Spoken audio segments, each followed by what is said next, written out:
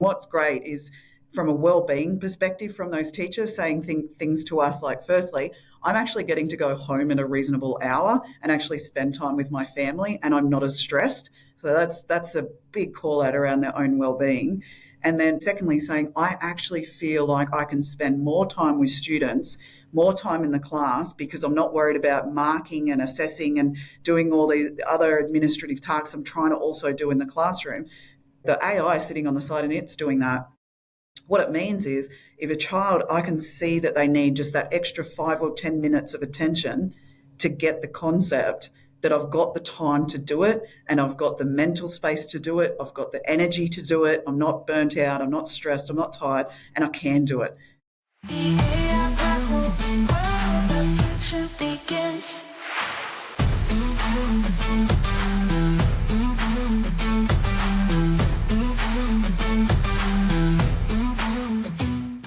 Welcome to the AI Grapple podcast. My name is Kate vanderVoort, founder and CEO of Social Mediology and the AI Success Lab.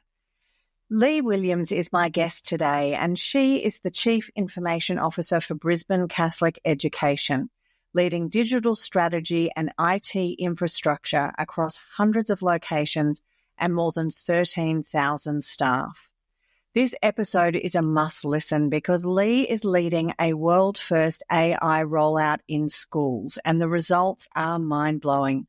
From saving teachers over 9 hours a week with Microsoft Copilot to piloting hyper-personalised student learning, this conversation explores how AI is reshaping education at scale and why this isn't just about tech, but about freeing teachers to be more human in the classroom. We talk about AI's role in reducing teacher burnout, enabling real-time student assessment, and giving every learner a personal tutor. And Leigh shares how ethical guardrails co-designed with the Vatican and Microsoft are guiding the implementation. Whether you're an educator, a tech leader, a parent, or just wondering how AI could reshape the way we learn, work, and live, this conversation is packed with smart thinking and future-ready ideas. Hi, Leigh. Welcome to the podcast. It's great to have you here. Thanks, Kate. It's great to be here.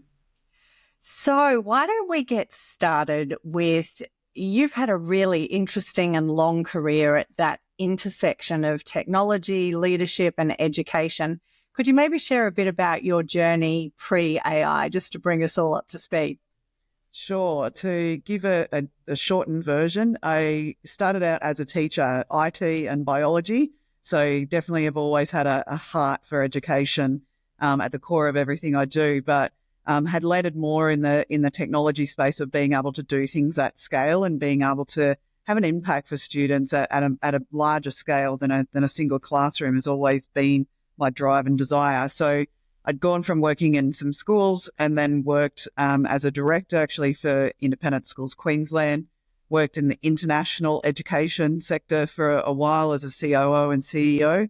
So a lot of international travel, and got to experience a lot of different education systems that are actually quite different to Australia. So that was a great, not only great work experience, but great learning experience for me as well. Then came back, worked at Department of Education as an Executive Director IT, and now here at Brisbane Catholic Education as their CIO. So I've worked across all sectors, including international ed. So that's given me that real array of experiences, knowledge and expertise in different areas. And then paired with that throughout my career as well, my husband thinks I'm a bit of a sucker for punishment, but I do have 5 different university qualifications and degrees behind me as well, because I'm very curious. I'm always looking for the theories and concepts and frameworks that back things up. So I love researching, love delving into things and looking at things more closely and carefully, and writing my own work as well. Wow, you really do love education. So over the span, I mean, that's such an amazing, you've really experienced, so many different aspects of education. But over that time, what are some of the changes that you've seen in how schools and systems engage with technology? Because we've seen some pretty significant changes, even pre-AI, over the last couple of decades. So what have you seen there?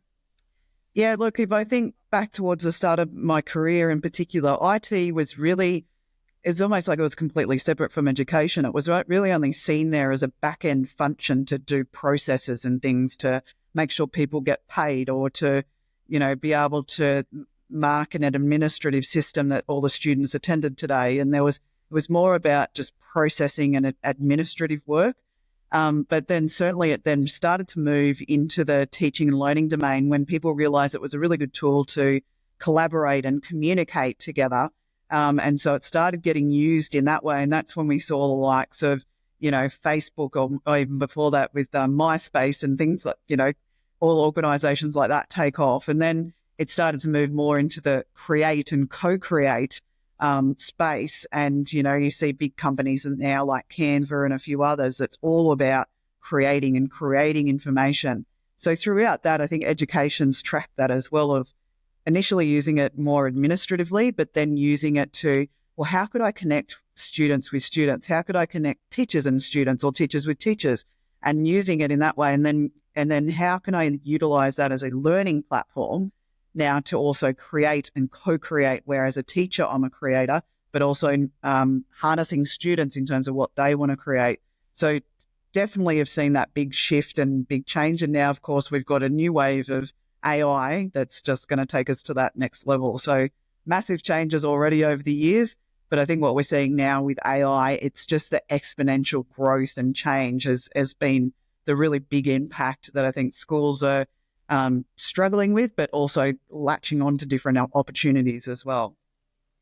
Yeah, so in the context of those changes, and, I remember just as I was finishing my high school was when computers were coming in, and there was a real shift from not just using the computers to learn what we were already learning, but teaching us to use the computers because we needed to learn to use the technology. And I think that's a consistent one that's happened over time, is first schools or organisations use the technology as the organisation, and then teach the people in the organisation, whether that's students or workers, how to use it for the organisation.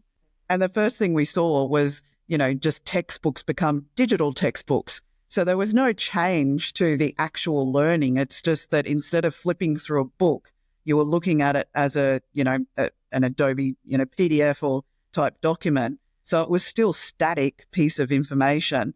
And then the teaching practice wasn't changing at that point. It was just now in a digital context. And like you said, we're still going to get you to learn all the same things, but look, it's on a computer instead of a book.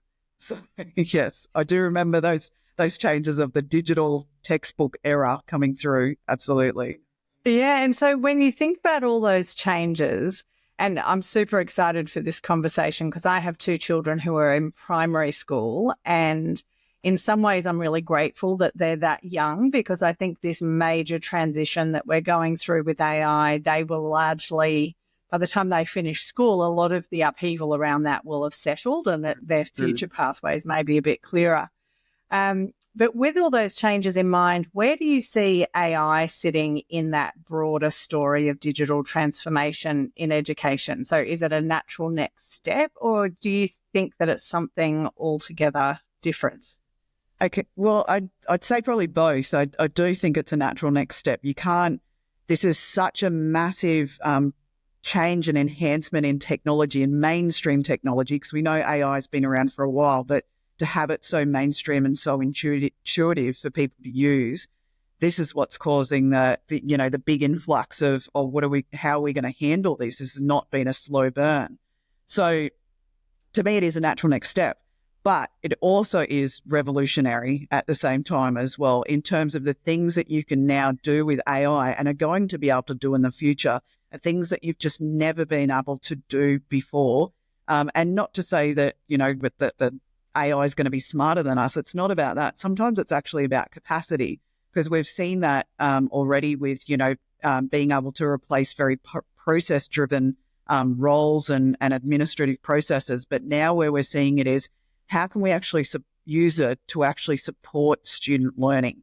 And while a teacher can be teaching to a group of, say, 25 students, they do not have the capacity to individualize that curriculum for 25 different students. Sure, they might break you up into 3 or 4 different groups and say, okay, the red group over there, you're going to do this, and the blue group over there, you're going to do this. So you can get some level of personalisation happening there. But to be able to do it to the extent of the individual, that's where I think we're still just right on the precipice of being able to tap that, to actually say, well, what would be the data or the data that we could ground on that particular student to be able to tailor learning that is uniquely for them and gets to them exactly where they are at that point in time. They're learning a new math concept. They're learning, instead of single digit, double digit multiplication. And so what are all the concepts they need to know? And some students will learn that really quickly. Some will take longer, and they need different scaffolding around that. So if the AI could take the heavy load off that, of scaffolding it one way for one child and scaffolding it another way for another child, that's just a game changer for teachers to be able to then spend time with the human interaction with students that they so desperately desire. I was going to ask these things a bit later, but I'm going to ask you now because you're on it. So I may be delusional, but some of the opportunities that I see for AI in education, and I would love you to tell me as someone on the inside, is this where we're heading?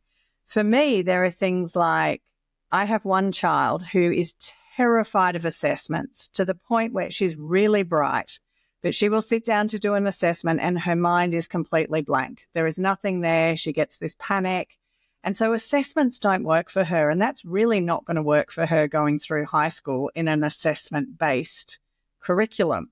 So I have a vision that AI is actually able to assess children right throughout every day, every moment throughout the year on their knowledge and their capability and their learning, as opposed to assessment-based. Is that something that's going to be possible with AI? Well, I think, the possibility is already there now. And I do think a lot more schools are moving that direction anyway, of doing what's called progressive reporting.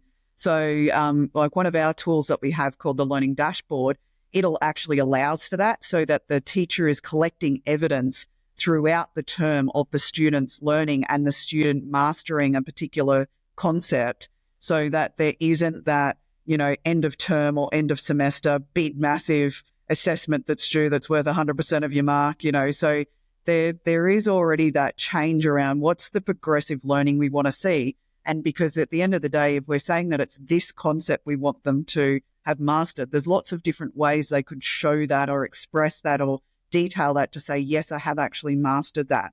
And so that's where I think AI is also going to help, is, again, taking away that overwhelm of the teacher of going, well, yeah, I've got all of these students who want to present something to me in different ways or saying that they've mastered something, but how would I actually know unless I do 10 different tests on the same thing to say that they've mastered it? Whereas an AI could stand there as the tutor the whole time and be assessing that and looking at and re-prosecuting the data for that particular child. So I do think that there's possibility for that.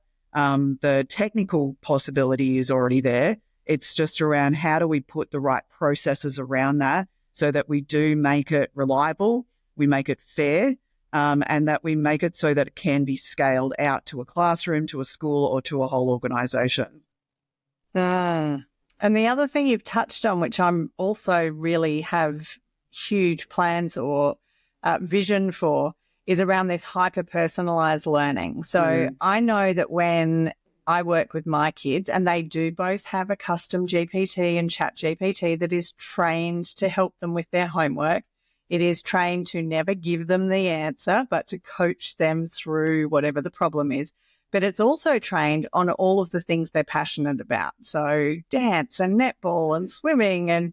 And so all the maths problems, all the analogies, all the metaphors that are used in terms of helping them through that learning is all really personalized to them. So I have a vision of classrooms where people do get, or students do get, the information presented to them in ways that's really personalized for them and their learning style and their interests. Is that on the horizon? Well, that's it. And I talk about hyper-personalisation all the time, because that would be the goal, right, is to get a student who's in what's called the zone of proximal development, which is that one zone where they're at their, they're wanting to get from point A to point B to point C, and one child's already at B, one's already at C, but this child's at A. And so what's that zone that they're sitting in that you can actually tap straight into that? And like you said, with their interests, their talents, because that speaks to engagement, right? So students are not going to learn unless they're actually engaged. So the first thing we need, number one, is to get them at school, have them attend school. So once they're actually at school, how do we engage them into the learning? And the example that you just gave around, dance and drama and all sorts of things coming into the way that problems are crafted or questions are crafted to help with that engagement, because once they're engaged, students want to learn. And if we can keep harnessing that cycle of engagement and learning, they will just keep learning. And so I do think that has the potential, a strong correlation for them to actually expedite their learning, so that their learning trajectory could be at a much higher rate and or at a much faster rate as well. And then the last one I always think is, imagine if, because, teachers are stretched and there's so much in the curriculum that needs to be covered and they've got reports to write and lesson plans, that if AI was kind of sitting in the corner of a classroom, it could at any given moment tell you which children are engaged, which children have switched off and are daydreaming out the window, and how to kind of structure things in the classroom and really help teachers. And I know that's one of the first things that schools are doing, is helping teachers with that administrative load. Yeah. But I also think it could be a watching presence that, of course, does not, it doesn't replace teachers. The human is always going to be critical there, but where it is that real kind of real-time aid about what's happening in the classroom. Oh, absolutely. And I think there's two main things that you touched on there. Firstly, the workload reduction, which is a real issue. It is a big issue. It's what we see, teachers who leave the profession. That's one of the biggest things they call out, is just overload, workload. So how do we reduce that workload so that we can get teachers in front of students more often and being less stressed when they are with those students? So that was one of the big pilots that we ran last year, was around workload reduction, and we did a specific trial on that going in we use Copilot. So pre-Copilot, how much time are you spending on different administrative tasks? And we listed out a whole heap. We assessed all of that, gave them Copilot, did some training, did some work, some support with them. Then after only one term, so 10 weeks later, come back. Now let's assess how much time you're spending on these things versus what Copilot has now taken off you. And that was the amazing result that we got, that we found they were saving over 9 hours a week. That's a whole day. That's a day of work a week that was being saved, that Copilot was now taking over. And that was everything from helping to write emails, content creation for classes, designing a PowerPoint presentation they were going to do in class, a Word document for a letter home to parents, all different things that they were doing that Copilot now just took over. And so all of these teachers were just saying, this is incredible. And what's great is, from a well-being perspective, from those teachers saying things to us like, firstly, I'm actually getting to go home in a reasonable hour and actually spend time with my family, and I'm not as stressed. So that's a big call out around their own well-being. But then secondly, saying, I actually feel like I can spend more time with students, more time in the class, because I'm not worried about marking and assessing and doing all the other administrative tasks I'm trying to also do in the classroom. The AI sitting on the side and it's doing that. What it means is, if a child, I can see that they need just that extra 5 or 10 minutes of attention to get the concept, that I've got the time to do it, and I've got the mental space to do it. I've got the energy to do it. I'm not burnt out. I'm not stressed. I'm not tired, and I can do it. And they said, because for teachers, that's where their heart is being able to be with their students. So that's where I'd see, one of the big wins that we've already seen come to fruition is around that workload reduction. I do think when it comes to the hyper-personalisation space, that the other thing I like to talk to schools about is, I say, well, we're certainly not saying we were trying to replace teachers. That is not what we're doing at all. I talk about it in the way of AI being that tutor, and talking in the language of who's the best available teacher, because we know the best teacher is the teacher. and that's never going to change. But who's the best available teacher? And the teacher might be working with a group of students already, and so there's another group of students in the class who needs attention. And so who's going to be available? Well, you've got AI there to help you. When the student's at home in the afternoon and going, oh my gosh, I can't remember that concept that the teacher told me, you've got AI there to help you. So it becomes the best available teacher for you. And so it's seeing that as a partnership, not one taking from the other, but one being able to actually enhance each other's work. So to me, that's where I see, that idea of tutoring. It still has got so far to go, but we're already seeing great strides in that place. And like what you said as well around it, tutoring and not giving answers is really important. So a lot of AI tools for students now are built with Socratic dialogue, which is exactly that, which is about asking those cognitive questions and tutoring type questions so that it's trained not to give the answer, but to just keep help supporting the student so that they can get to the answer themselves. So I think with those sort of technologies in place and those guardrails in place of having things like Socratic dialogue on, then it means that the right guardrails are there, but you've still got the ability for the student to just go and learn and take off.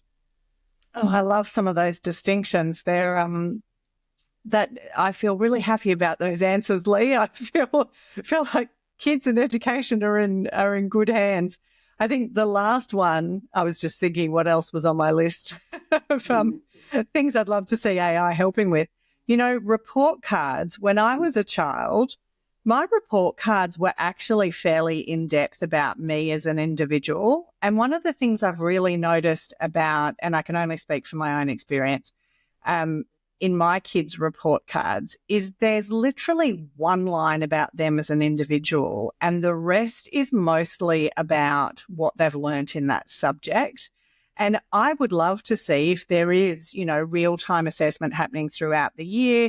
I mean, ultimately, parents may be able to tap into that throughout the year and not wait for those 2 report cards a year before figuring out whether something's going on or not.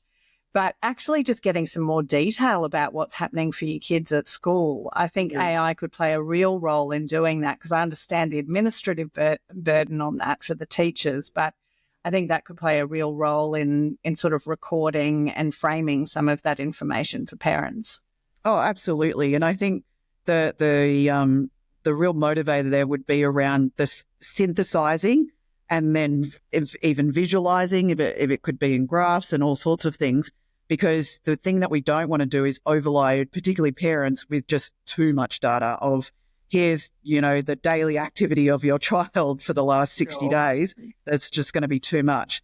Whereas AI could take all of that data very easily and synthesize it and look for the trends, look for things that they've mastered or that they're still working on, and provide a good working draft for then the teacher to then put their finesse on, to put their final touches on, to give it still that human and individual flavor to it. I mean, even companies like Microsoft themselves will tell you that Copilot will get you about 80% of the way there. There's still the 20% human element, the verification element and the accountability element all attached to that. But 80% is a big chunk, so, don't shy away because you think, but I've still got to do this. It's like, yeah, but that's only, a fifth of what you were trying to do.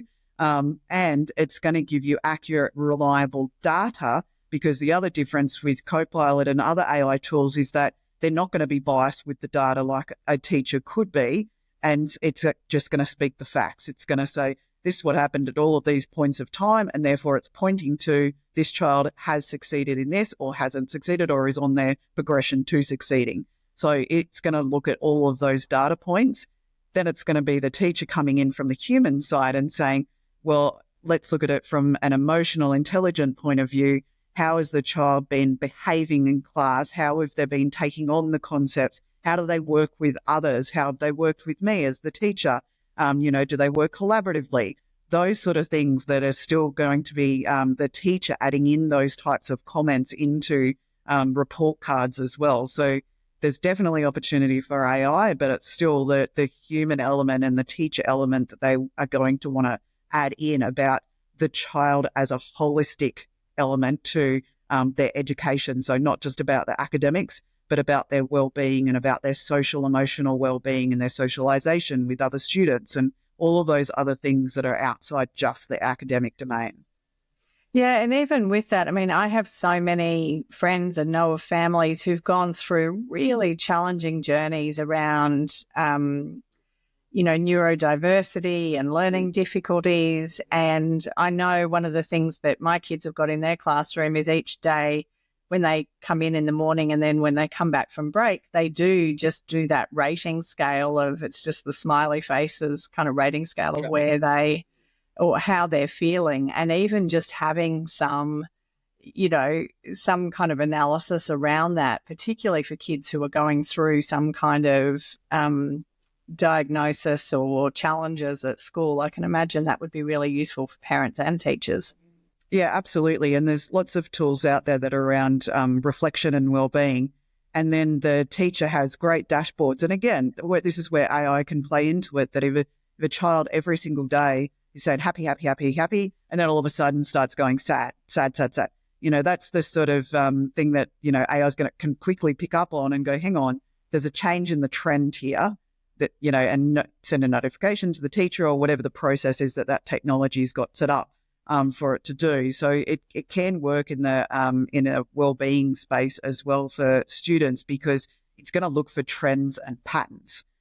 Because again, it's trying to get to logical reasoning. So it's looking for trends and patterns. The trend or pattern changes, it then can send through that notification through to a teacher for further investigation. And I love in everything that you're saying around it still comes down to the human, because a lot of what we talk about more in a business context is, we can be lazy in how we use AI and just outsource what we're doing to AI, or we can bring the best of who we are, our skills, our abilities, and use AI to really do those mundane, repetitive tasks, or to increase the quality of what we're able to do and to free up time ultimately to be more human. And education is the one place where we'll really see that shine over time. So I want to dive into your specific programs that you've been working on, because that's how I reached out to you in the first place. So just to kind of set the scene, could you tell us a bit about the Rome Call on AI Ethics, which was issued by the Vatican, which is all about promoting the ethical development of AI, and how that maybe sparked or was, the precursor to the current AI programs that you're working on? Sure. Yeah. And look, no better credibility area, right, for us as a Catholic organisation to have something come from the Vatican itself. So got straight to the top. But no, the Vatican worked with big tech companies on this. So they also didn't design it on their own either. So they did work with Microsoft, with IBM and a whole raft of others to come up with these ethical principles. So they really resonated with us. And we said, well, this is the framework that we actually need. We need to ensure that whatever we're building. So one of the principles is, for instance, around inclusivity. So it's for us saying, what does that mean in the education context, and how do we ensure that whatever we're designing and we're building is going to be inclusive for all the different students that we've got, and also for our staff profile as well, because we've got close to 13,000 staff, and we need to make sure that it's inclusive for them as well, because we have a whole raft of different needs from our staff. I think another one as well is around reliability and impartiality. So they're another two principles as well. So reliability, that you want the data to be reliable and you want it to be verified and you want it to be good data, not bad data, as I say, clean or unclean data. But the impartiality bit around bias, and that's something that I know is talked about in the media quite a lot when you see that used in social media platforms around biasing, advertisements and things when there's election coming up and that sort of thing. So you see that out in the media, that rhetoric. But that at a smaller scale can also imply in education, that you want to make sure that the data analytics that it's looking at it, that the reasoning it's applying, because it is a large language model, whichever type of tool you're using, the large language model, is it looking at it in a reliable way, in a fair and equitable way, in an inclusive way, that it's not you've built it in a way unintentionally, but you have built it in a way that's going to start creating biases. So with all of these different principles, we knew that they just aligned with what we were trying to do. So they sit at the foundation of anything that we look at to build it it's our grounding to come back to it and to say, would it actually pass all of these tests to say that, yes, we could say that we've done the best we could in all of those different areas, in all of the different principles, and be able to hold ourselves to account. Now, to be part of the Rome call as well for AI ethics, or to be an ambassador, you do actually have to submit a whole application. You have to put in KPIs. You get assessed against it. So we went through all of that to be able to become the first K-12 education organisation in the world to become that Rome Call ambassador as well. So we're really proud of that as well, that that's something we're able to stand behind, and it's against a set of global principles that have been applied. And for us, being a Catholic organisation and this being led by the Vatican is going to show that connection straight away for us, but knowing that they also did it in partnership with some of the biggest tech companies in the world as well, that we know that even that in itself is going to have credibility and reliability in itself. Oh, that's amazing. Always wonderful to see innovation coming out of Australia. So congratulations on being that first one. I'm really always interested how the AI conversation came up. Was it a teacher, a principal, you? Was there a particular person in the organisation that started agitating or advocating for AI usage? Yeah, look, I'd love to say there was one single path, but there was actually many. So for us, I'd say and this has always been my feedback around when large organisations ask me about this, of getting to the point, particularly from pilot to scale is the big one. Lots of people are doing pilots. How do you get from pilot to scale? And I'd say there's so many streams of that, because we've come off the back of a 3-year cybersecurity program. We've come off the back of a 2-year data governance and data integration uplift. So these things put us in really good position from a technical point of view of being able to go ahead with AI. So technically, we felt like we were ready, because it's one of those things. It's like the technology keeps moving, so you can't at any point in time going, yep, we're 100% ready, we're 100% all of this, 100%, 100%. It's never going to happen. So you've got to be confident in where you're at and make sure there's no, showstoppers that are going to stop you. So we knew we were there technically.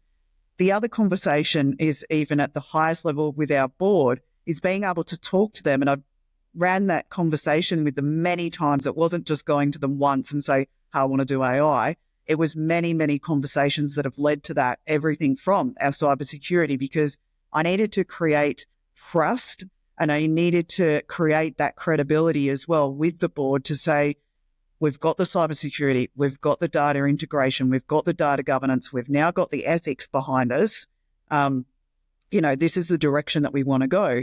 We're going to pilot some things. You okay with that? Yep, great. Let's come back and I'm going to show you the results of those different pilots. We ran a number of them.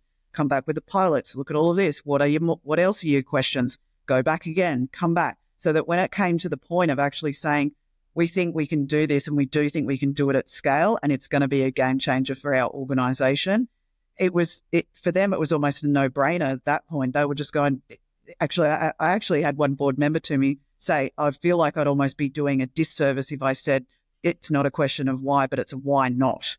And so, to have that feedback coming back from our board was massive.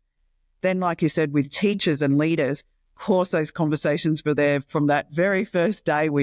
So many in technology, I remember the very first day when ChatGPT went live and it just exploded. It was right before Christmas and everyone was talking about it on all the different social media platforms and in the media and the news and everything. And there were those that were the innovators straight out front. We had schools who were wanting to utilize it in lots of different ways. And so we said, okay, we need to at least set you up. How about you be our pilot schools so that we can get you off and running, but we can do it in a safe and secure way where we know that the data is private and it's secure, because particularly when you're talking about children and their data, it has to be private. It has to be secure.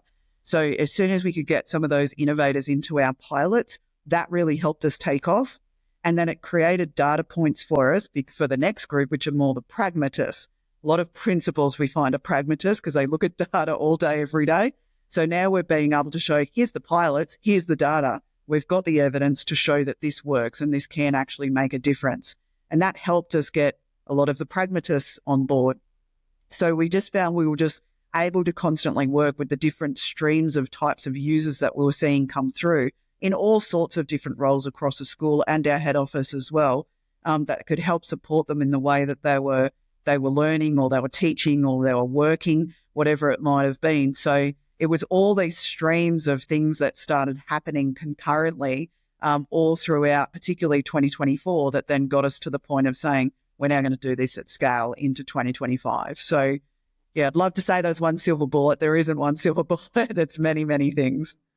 And 9 hours a week per teacher is a pretty compelling argument. It sure is, particularly and can I just tell you as well, when that, an unintended consequence, but a positive one, that came out of that, when that, because that got a lot of media attention when we ran that pilot, and trust me, I've been questioned about the data. I've sent data to everyone. It's all, we're all good.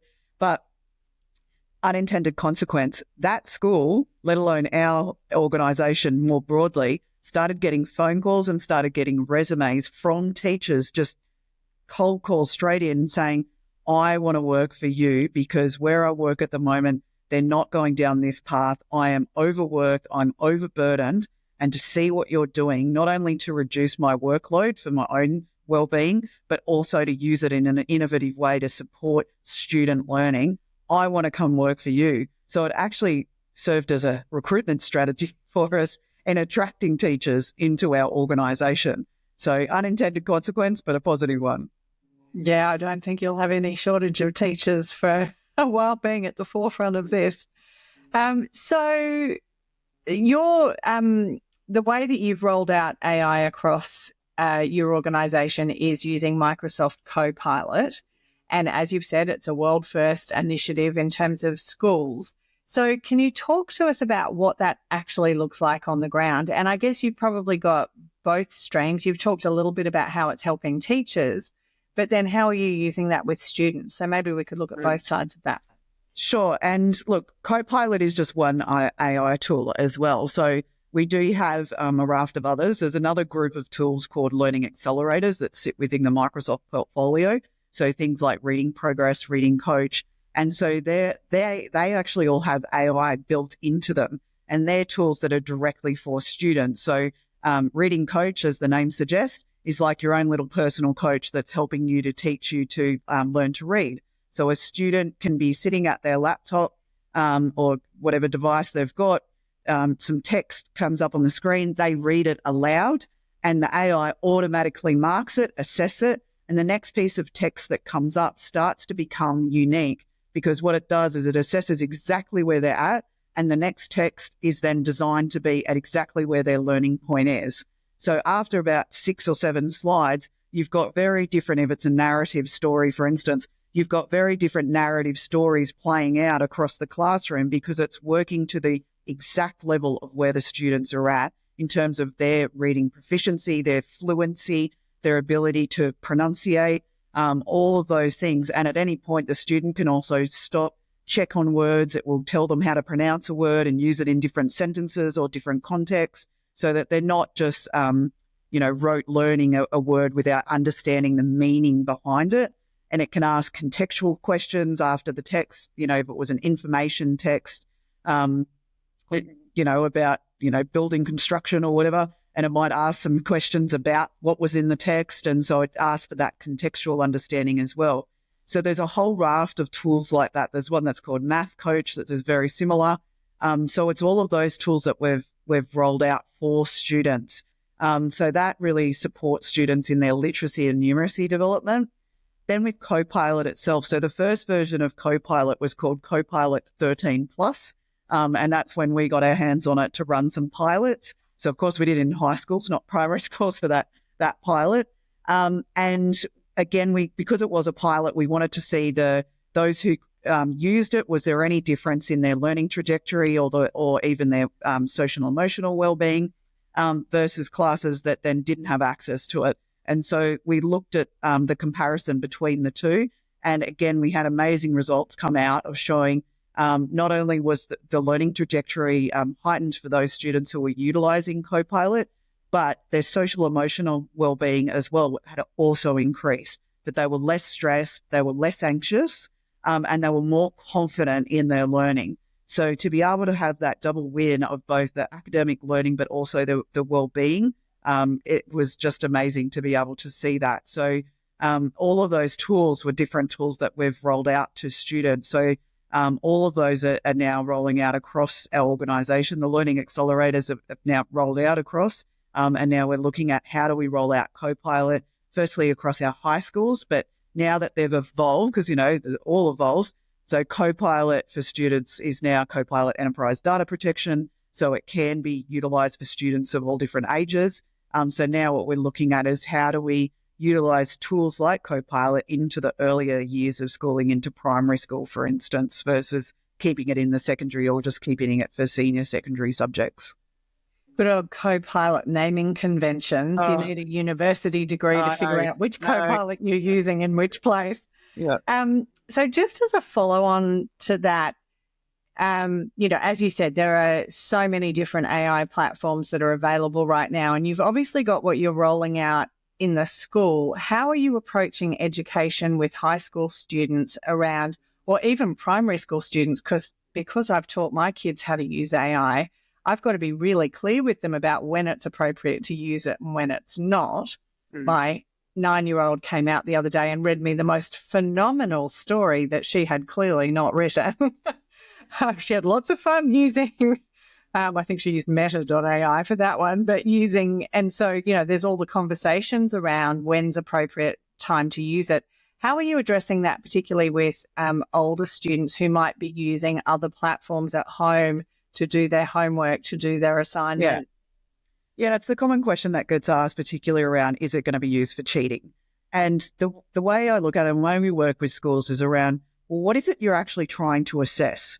Because if you're actually trying to assess, even through the process of an essay, that they actually can learn facts and figures, then that's something really simple you could just do in class. But if you're wanting to learn and understand about, do they have things like complex problem-solving skills? Do they have creativity? Again, there's different ways to do that. So yes, it's around working with teachers around what might assessment now look like with AI to be more opportunistic towards AI, as opposed to let's just keep trying to do the same assessment we've actually already done and wonder why our AI is now outstripping us. So it's looking at that lens. The way I usually approach it is just very simple concept that's been around for ages, and it's the idea there's only three things. There's people, process, and technology. And everyone is so quick to blame technology for everything, particularly when new innovation comes out, and they don't address the people or they don't address the process. So in terms of process, what are your assessment processes, practices, and requirements? What are your policies around that? How might you adjust those? And then from a people perspective, how could you do things differently? What's your change management approach for students? How do you help them optimize AI? And also not just assume that they're going to know how to optimize AI. They are all, of course, really good at asking particular questions, but what else could they do with it? In image creation and all sorts of different things with AI. So to me, it's always pairing it with, yes, there's the technology and it has its opportunities and it also has its limitations. But what are we doing with the people and the process as well? So it's looking at all those three things together. So it isn't just a conversation about technology. It's about all three things together. And whilst ever there's hallucinations around, I guess, it's about teaching students to double check and fact check and make sure. Absolutely. Reliability of the source that it's coming from is a big one. It's actually one of the Rome core principles is around reliability, is how much can you actually verify that is a true fact versus, if I'm trying to teach something around collaboration or questioning skills or things like that, then you can utilize that for AI and use it in lots of different and unique ways.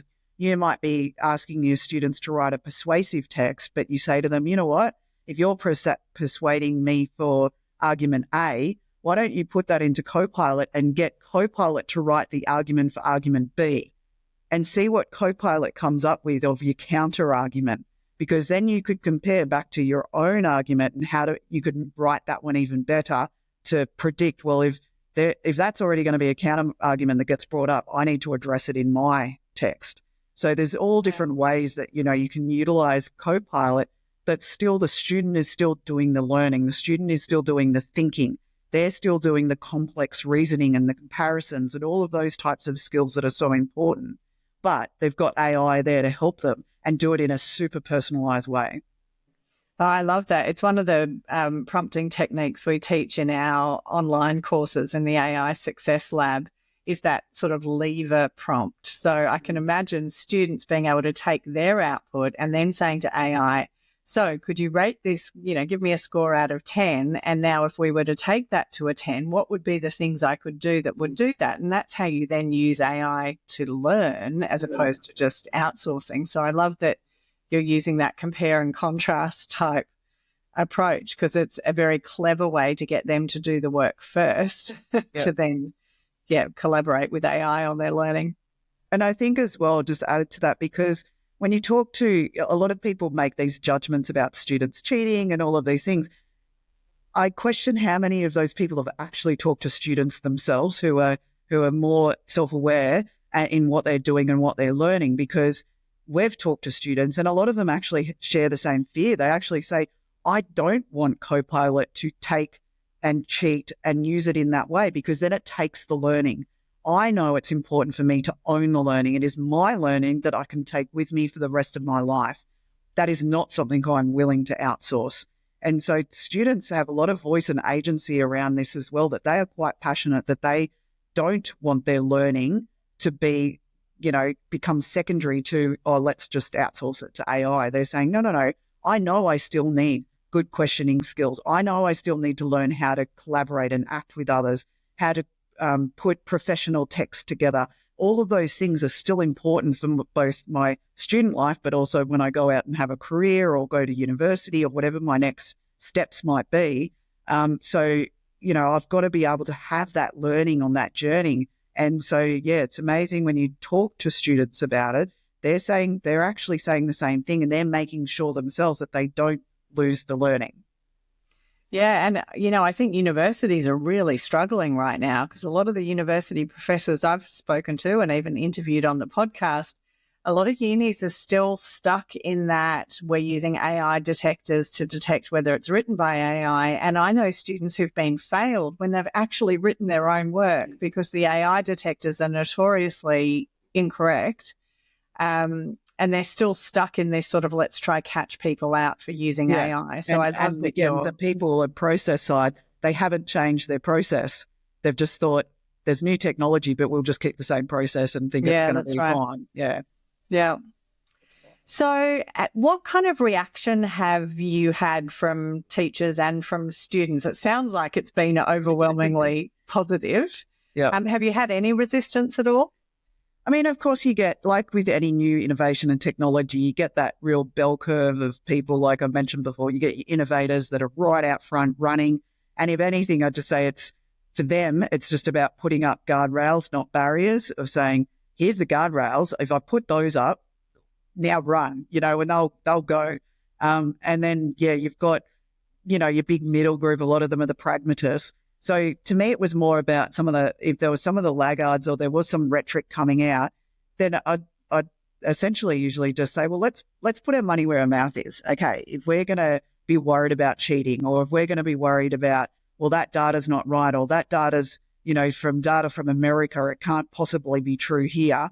I'd say, okay, well, let's do it. Let's run a pilot and let's see, let's test. I'll stand back to make sure we're all unbiased in this.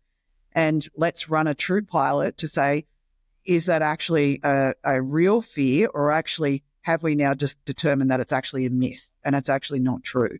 So being able to get to that point and not shy away from some of those comments, because I think sometimes that's where people can fall down, is that they don't address those comments. They just try and put them on the back burner or just ignore them and hope that they'll go away. But it's like, no, if you actually lean into it and go, let's work on this together. I understand what you're saying. I hear you. So let's work on this and get some data so that if there is something wrong, that your fears are realized, then let's sit down and work out what a solution might actually be for this. How can we actually do this better? So to me, it was more coming at it with that solution focus. And where there was, and there wasn't many, but where there was any resistance, leaning into it, not trying to shy away or ignore it. Yeah, we certainly find more in the corporate business side of things, if people are stuck in the fear, they just can't see the opportunity. So you really need to address those fears and give people the space to voice them. And then, as you say, bring data and real information to the table, because often there's a lot of misconceptions. How have parents responded to the rollout? Yeah, look, I think we've had the same thing. We've actually had parents were probably some of the first stakeholders in schools that were saying, is my child using AI? I hope so, and I want them to, because I know they're doing it at home. So let's bring it into the schoolyard as well. So I would say our parent feedback has been more at that end of the spectrum, just wanting to know more. So it was more about the information sharing really with them. And like I said, with our board and our stakeholders, of taking them on that journey we have taken them on that journey to talk about, going back 12 months, 2 years even, talk about, hey, this is the cybersecurity, project that we've been working on, and this is what we've been able to do. And this is what it means for the safety and security of your child.